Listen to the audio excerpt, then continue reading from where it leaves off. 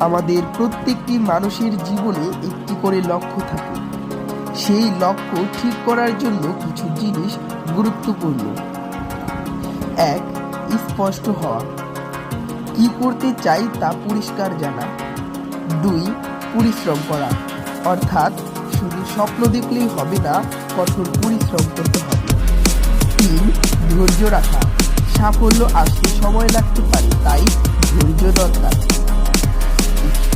তোমার লক্ষ্য হতে পারে ভালোভাবে পড়াশোনা করে একজন সৎ ও সফল মানুষ হওয়া।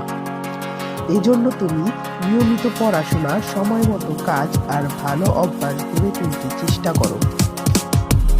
তোমার মনের ইচ্ছে অনুযায়ী একটি বড় লক্ষ্য ঠিক করে ধীরে ধীরে তার দিকে এগোতে পারো। তোমার কি কোনো লক্ষ্য নিয়ে ভাবনা আছে? আমি চাইলে সেটা লিখতে সাহায্য করতে পারি। এই জন্য আমাদের চ্যানেলটি সাবস্ক্রাইব করে পাশে থাকুন।